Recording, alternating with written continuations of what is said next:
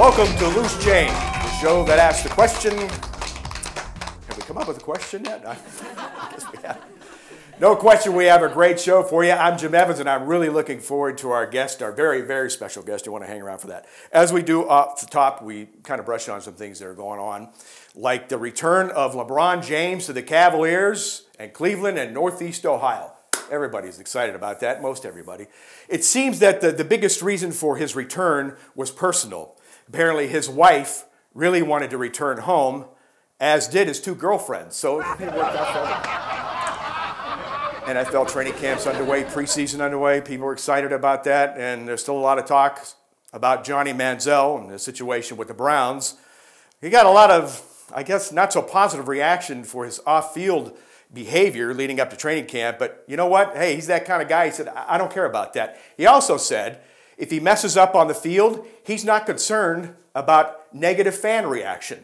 He's not concerned about that. I guess that makes sense because we know now that he really likes the booze. Summertime, and one of the things that I always kind of am intrigued by is the running of the bulls in Pamplona, Spain. And again, I thought about maybe trying to go do that, and then I looked at the cost, and it's like, well, and I thought, you know what? If I'm going to run down an old narrow alley, being chased from behind, at any moment I could be stabbed and trampled on, I could just still go to Detroit. It's a heck of a lot cheaper there. And right now we're going to, we have a question from somebody in the studio audience. We do have a studio audience. And this is from Heidi in North Jackson. She says, Jim, have you heard about Betty White hooking up with the Spice Girls? No, but that probably would be a lot of fun, just to have some fun. And I can't name everybody. When you think about it, they would have Posh Spice, Scary Spice, and Betty could be Old Spice. Hey, Phil Annarella joins us next, right here. It's Loose Change. Hang with us.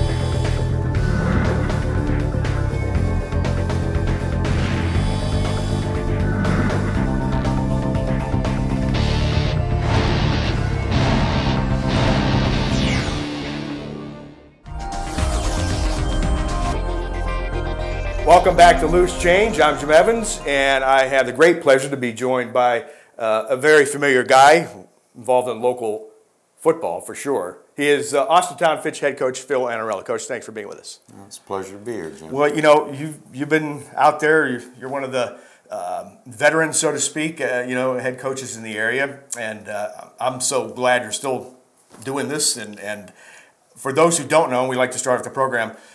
Give us a little background, where you're from, and how you got into coaching, and how that journey has taken place and unfolded for you. Well, I don't know if I can remember back that far. That's okay. Do your best. I'll do my best. Started out at East Liverpool.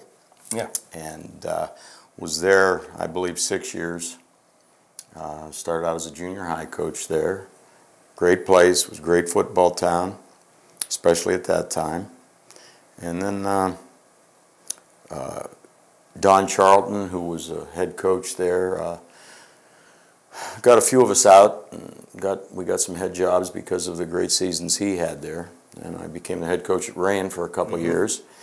And Don went up to Warren, became the head coach at Warren Western Reserve, and asked me to come up there a couple of years later as a defensive coordinator. Went there and served as a defensive coordinator, I believe, 3 years. And then Don left, went on to college.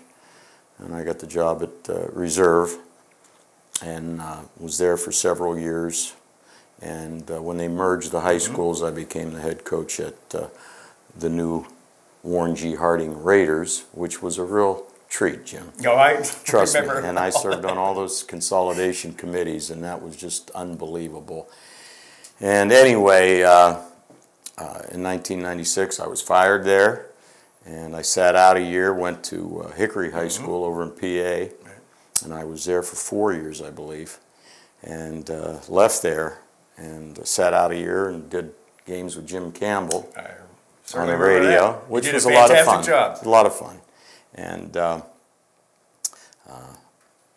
went on to Niles McKinley, and from there, good run at Niles. Niles had great young men, and every place I've been blessed. And then, of course, at Fitch, and now this will be our 8th year as a staff at Fitch already. You mentioned the one coach.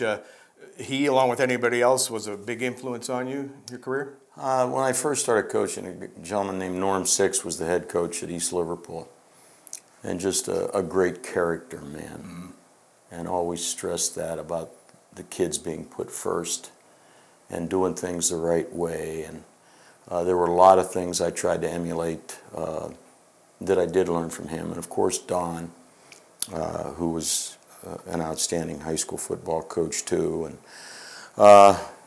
and just a lot of people you meet as you're coaching in the profession, Jim, that do have an impact. I'm still dear friends with Bill Bourne. Yeah. And Bill, just a tremendous high school football coach. And so all of those guys, amongst others, I'm sure I missed somebody, but have played a role in helping me to try not to screw up too bad. So you take a little bit from each guy along the way and then put your own thing in there, and that's... And I've never been afraid to...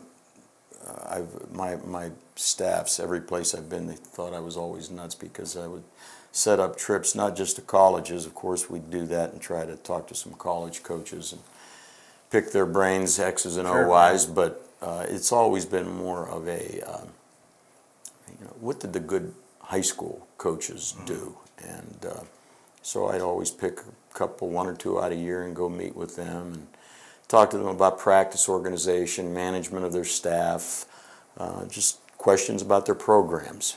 And so there's been several high school coaches along the way that have also played a big role in helping me, again, not to mess up too bad. You've had success everywhere you've been. What has been the key to that? Is it what you just mentioned, a lot of that? I think, I don't know that there's any real formula. The one good thing that in high school, you are closer to having football at its purest form. Right. And it's not like the pros where you're dealing with all those egos and money and those concerns, and even college where they can draft and fill things. You're getting a new group of kids every year for the most part that want to play for the love of the game. They're not getting paid to do it. And I think it's one of the last bastions of discipline that we still have in our society.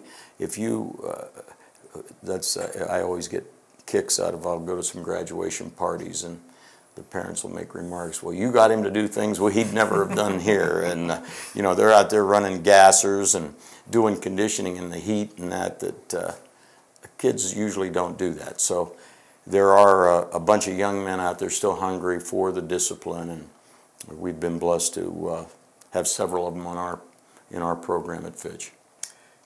You no doubt have been very fortunate to have a lot of good assistants to work with along the way too. Absolutely. I would hate to start naming them, and every place I've been, I was absolutely blessed to have good human beings first. Coaches second. Knowledge of the game is one thing, but the way you deal with young people, young men, I think that contributes more to a successful program than anything else. And if I had to pick one thing, I would say that's it. The kids have to genuinely know that you do care, and not just give it lip service. Yeah. And we go out of our way in every place I've been, my assistants as well as myself, monitoring the kids, not just for football, but obviously academically and character-wise. And we've just been blessed the last couple of years. We were, and I'm bragging a little bit for Fitch High School, we were the we had the highest GPA of all the Division I public high schools in Ohio last year in our top 22 Fantastic. lettermen. The only school that was higher than us was Moeller. And so we were very, very proud of that. We've had a few scholar athletes recognized by the Ohio High School Athletic Association. So we're very proud of those things as much as any record we could have. And I think, again, that we've had great parental support, and that coupled with us doing our thing on our end a little bit has bred some pretty good young men. You mentioned, when you're touching on the kids, they're there for the love of the game. Certainly the coaches. Yeah. I mean, what you guys do now and the hours and the time you put in, it's really incredible what you do. Well, I think most high school coaches, and that's why there's not as many guys staying in as long now, because as you just alluded to, the minimal amount of pay that we get, we're not making Nick Saban money by any means. And you're working for peanuts, really and truly. And the time and the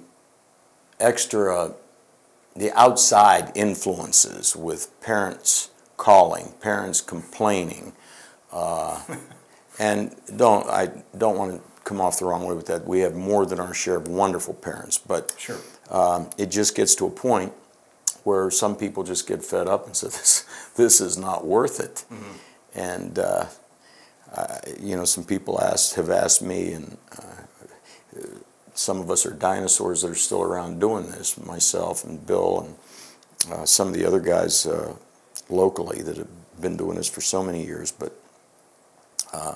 I don't know if you're going to see guys staying in it as long anymore, for the reasons I just gave. And I hope I'm wrong, but I just don't see that happening. You had mentioned, along your coaching journey, you had a couple of stops or situations there where you had a year off. Mm-hmm. And was there any time in that time you thought, I'm done with it, or you knew that you were going to Not once. Not once did I think I was done with it. And that was doing part at the time. My wife wouldn't have let me. Okay. She wanted me out of the house because I was driving her crazy. But no, I knew I'd get back in it, and I was blessed to have the opportunities to get back in it. You see some places, and again, it's a rarity, I guess, anymore, where you have one coach that's been in a school program for a lengthy period of time, 20, 30 to 40 years. It is a rarity now. Do you think that would have been a situation you would have preferred as compared to the different places you've been, or has it been a better experience for you with the multiple? Now, that's a great question. Let's put it this way. I probably, in just about every place I've been, I probably would have stayed there had there not been some outside influences. But I do think that being that I have been involved in different programs, it has allowed me to understand that kids pretty much are the same everywhere. Okay. They really are. I don't care. When I was at Rand, and that was back in 77 and 78, I think I was there. And when I was at Hickory, it doesn't matter. Kids are the same. They want to win. And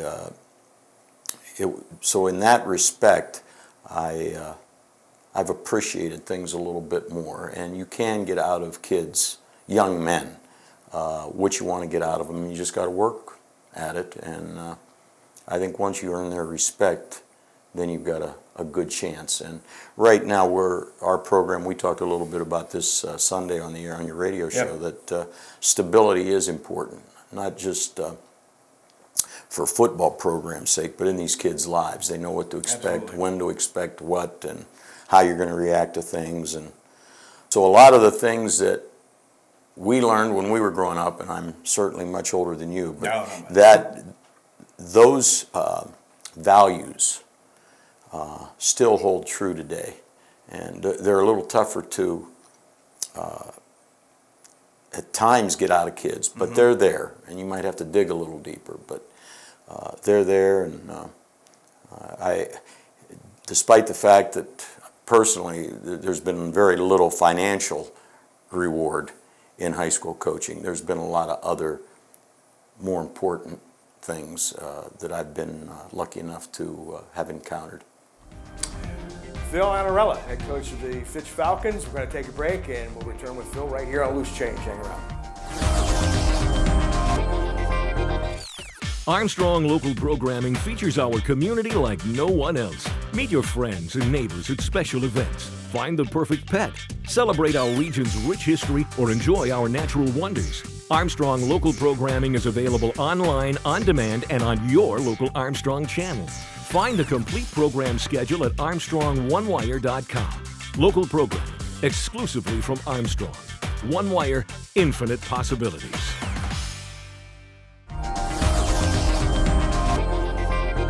Welcome back to Loose Change, along with Phil Annarella. I'm Jim Evans, and Coach, you were talking about the kids before we got into the break here, and how the kids at different schools were pretty much the same.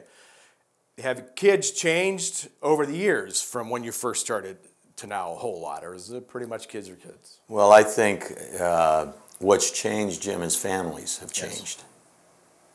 So in that regard, since families have changed, yes, young men have changed. And you've just got to learn to adapt and deal with it.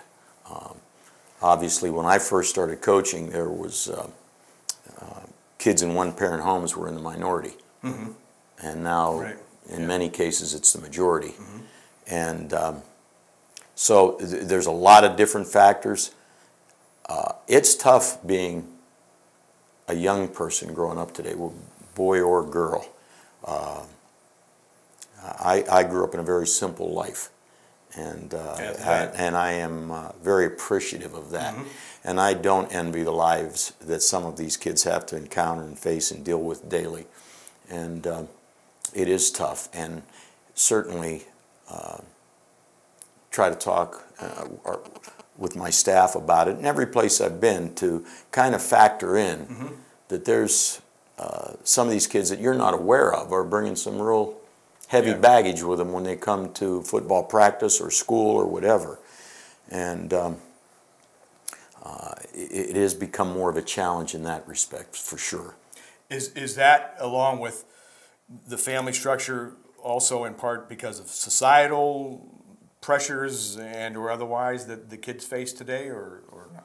Maybe not. Well, we could get into a whole different show on this, but yes, I do think it's all tied together. And as I said, I grew up in a very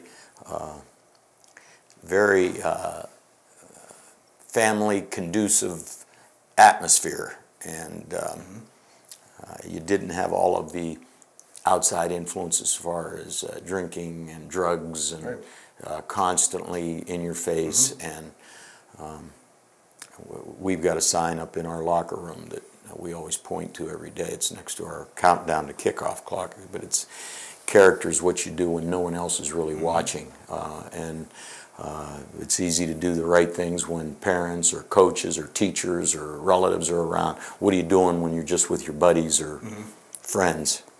And so we try to address that just about every day, one way or another. We're always citing examples, and I know you know we don't have to look very hard, of athletes who have screwed up. It's daily. It's daily. I mean, the big talk now with Ray Rice and his wife and all of that stuff, and Josh Gordon. I mean, just put the radio on, read the paper. There's somebody making millions of dollars who's screwing up. And we try to use those examples. I hope we get through to a few of them. But that's the society we're growing up in. And that stuff may have been going on when I was growing up, but it was hidden. Than what it is now. With social media, we're on them all the time about that. I was going to ask you what you put out there, you better think 3 times before you hit send, whether it's on your phone, whatever it's on. People are this far away from just doing this to you and getting you doing something maybe you shouldn't have been doing. So there's just so many more variables, going back to what I said about how growing up today is so tough, and you got to be on your toes, and you've just got to be very, very concerned about, again, it takes years to build a reputation. It takes one event to destroy it. And obviously there's athletes out there that we can point to constantly with that too. And you've touched on this kind of brushed along the way here in our talk, and you know, from my experience with you, I know, and again, you're out there to compete and to win, but at this level, and you mentioned this is football, its purest sense, it's also about life lessons and building young men's character. Absolutely. Probably more important than anything else. I think as teachers and coaches, that's what you're charged with. And as difficult as it is to do today, that's still got to be your number one priority. You can't allow wins or winning a game to take over what the real goal should be. And you know, it's even easier to understand that the older you get, obviously. When I was younger and I thought I was the smartest coach on the face of this earth, and you could go out and out X and O anybody, and that was a priority. But again, going back to what you said earlier, I was blessed to have people around me to, you know what, that guy's right, what he just said about this, that, and the other thing in regard to influencing young people's lives. And I still have in my office, I've got a thing on my door that I've had since when I first started coaching. And it was out of a Scholastic Coach magazine. And basically what it said, it was a letter, and probably a fictitious letter, written by a parent to a coach, and thanking him for not using four-letter words, and thanking him for being a good role model, and thanking him for teaching his son life's lessons. And I still have that on my door today, and that's almost 45 years old when I first posted it. So I still try to adhere to that in every way I can, because how would I want my son treated? Right. I still fit every football player at Fitch from 9th grade up with their helmets and all of their shoulder pads too. So I don't want anybody getting a concussion, and I know how I want them fitted, and that's why we do it. And I'm not patting myself on the back saying that. It's that important, and I think the kids once again recognize, you know what, this old man does care a little bit about me, because he took time to fit me with my helmet and my shoulder pads. So it's always doing the little things, Jim. Always. Absolutely. And you say that whatever profession you're in. Right. I would assume that you have tweaked your coaching methods along the way in your career, or have you? By methods, what do you mean? Philosophy, or maybe just your approach to different teams, perhaps, or a different situation, or has that remained consistent for you? I assume your philosophy has, but. Well, we have changed somewhat. I mean, when I was in Warren, we were a read defense where people had to read all these keys. Yes. Now we're playing this 3-5 defense, right. And I'm blessed with Wally Hurdley, who's our defensive coordinator. We're flying all over the place and stunting, and we try to adapt to our personnel. Yeah. Okay. And we're not very big anywhere. And of course, we've gone to the spread offense, and we're lining people up, and so we have tried to continue to adapt to the way the game has changed and evolved. And I don't know how well we're doing it, but we're trying. No, you've done pretty well, I'd say. And but yeah, our preparation, I think probably the biggest change, Jim, we used to have these old cards when I first started coaching, where we would do tendencies and punch them out, and we'd use a wire, a hanger, a coat hanger wire to pull them out and separate them. And now we've got this huddle, and everything's on the computer, and we can do everything that we used to do and take 100 hours, and it still takes many hours, but it's not anywhere what it used to be. So, And that's true for everybody now. Everybody's on huddle. We don't have to go meet on Saturday mornings and exchange game film. You can transfer the films over the internet. Right. And so in that respect, things have gotten a lot easier.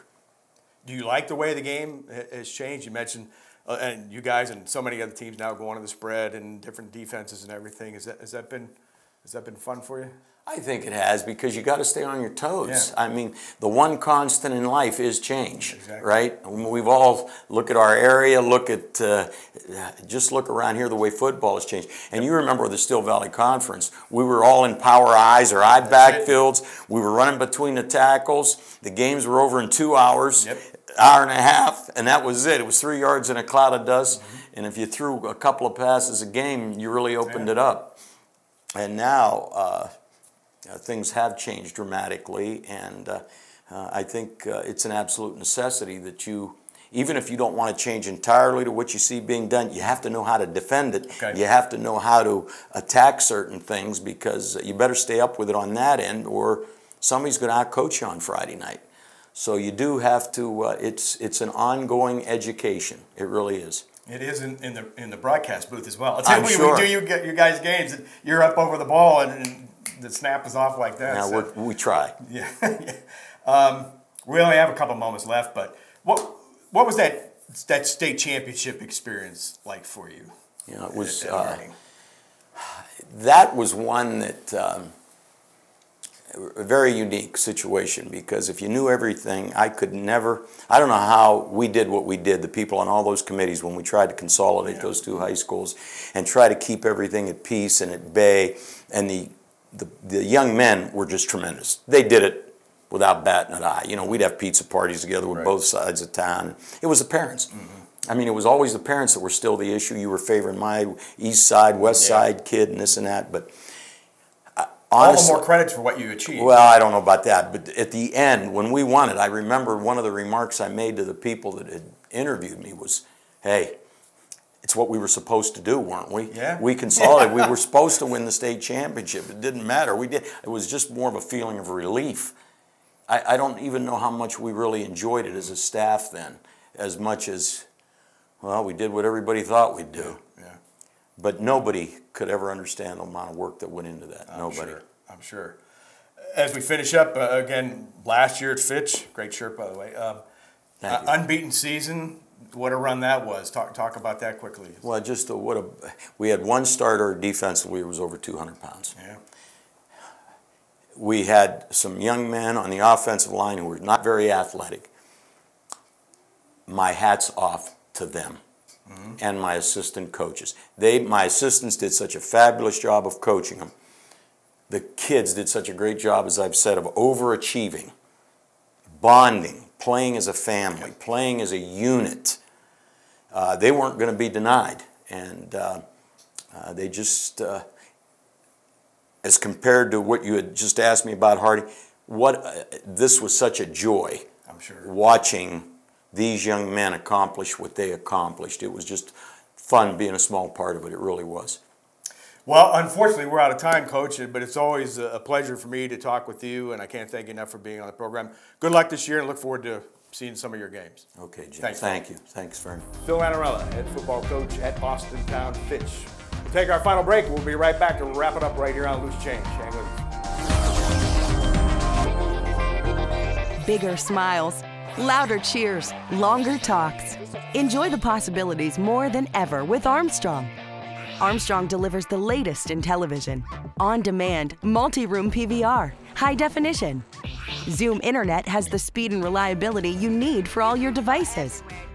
And it's all backed by local, award-winning customer service to keep you connected. Enjoy the possibilities with Armstrong.